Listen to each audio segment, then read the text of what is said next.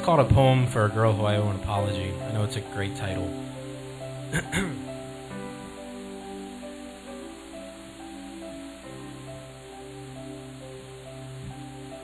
I woke to a steeplechase of clouds in my bedroom window. Now my money is on those cumulonimbus to finish last and stick around to soak my Sunday morning. You see, I hadn't seen a sunrise cry since I told a girl I could have loved how much I envy wind chimes on these rainy mornings. You see, wind chimes,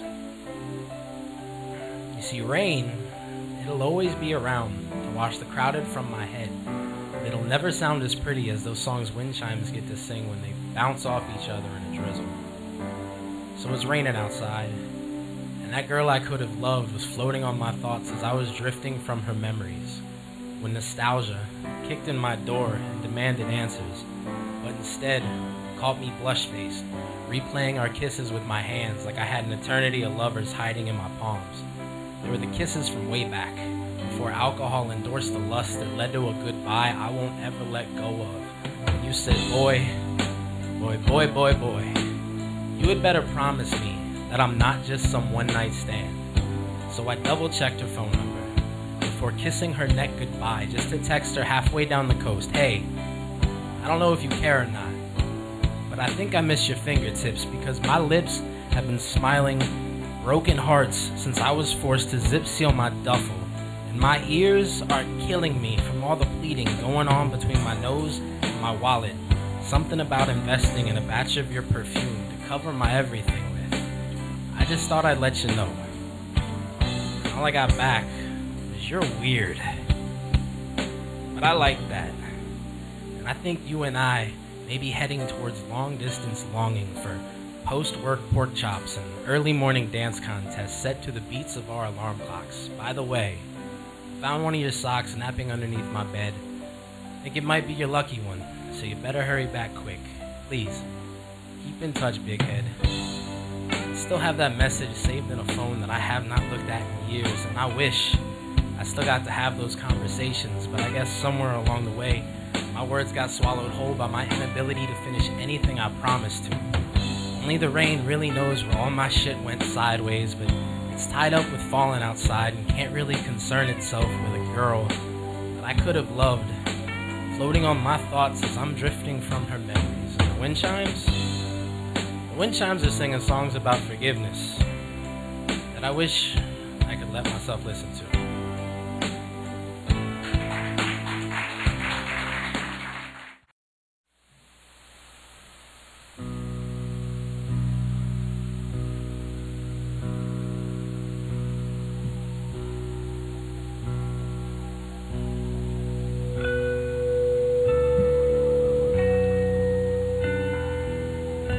I'm writing my story in ketchup packets for a waitress, a low self-esteem diner who might look a lot like my future wife.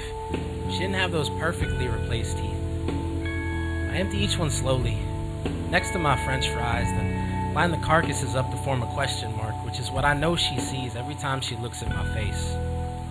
I'm positive. If I count the lessons on her forehead, I could give you her exact age like the rings inside of a tree. One just above her brow.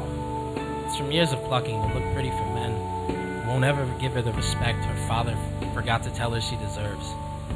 Above that are each of her children who don't call home as often as they used to. A constant reminder that Thanksgiving won't ever taste as sweet in a circle of empty TV trays. And the last two, that arc over everything like horns. It's all the hate she harbors for this place. She is definitely 47, pushing a lack of retirement funds at a pace her feet are not yet ready to pedal. And I tell her, the chicken, that tasted like it was made on the Food Network. If you've got a break coming up, I would love to split a slice of pie. Not looking for anything serious, just some friendly conversation between two people who understand all too well that boredom all too often comes wrapped in frustration-shaped blankets. She agrees with a grin and asks me my name. I reply with something that is not on my driver's license because I am positive she would not like the person I am on this trip to escape. Pie is fresh, baked maybe an hour ago. The crust flakes like the dandruff in my unwashed hair. Cherries popped like fireworks on the 6th of September.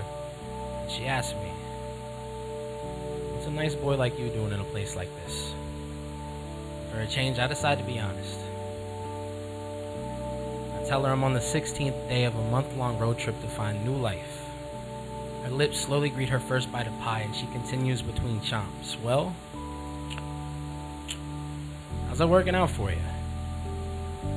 Tell her I feel like I'm finding ghosts everywhere. I heard my grandparents hold hands and dance slowly in my passenger seat as I passed through the Carolinas. In Tennessee, I felt my mother's voice in my hair, though I'm positive she has never been there before. My father's laugh rushed back to my eyes like childhood in Oregon, but it was gone just as quick. Still haven't seen myself anywhere. And I'm afraid that when I finally greet Virginia again, all she's gonna have for me is a reflection in a stitched-together wishing well that I can't keep tearing apart. Lady, I hate my hometown. It just doesn't fit me the way the open road does.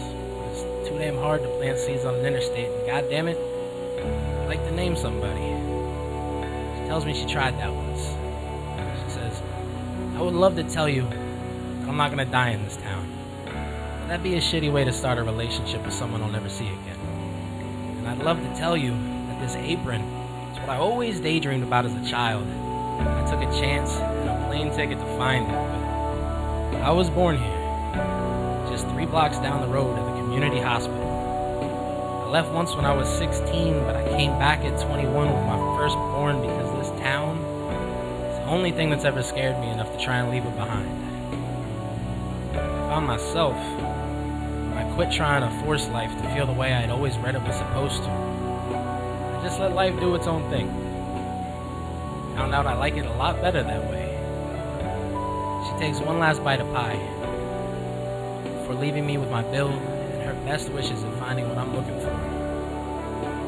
It's $8.35, clearly missing the pie. So I tip her the remains of my wallet and a handwritten note on a napkin that reads, "Lady, I never got your name. I didn't give you my real one, so please don't take that personal. Understand that I've always been a slow learner when it comes to acceptance, but I punched the accelerator in a course I took on adaptation. I know we are all here to change the world. For some of us it's important that we learn to enjoy it the way it is before we start moving furniture around. Maybe it's time I give that an honest chance. P.S. I tasted like what I'm hoping home does. I'm so sorry about all these damn ketchup packets.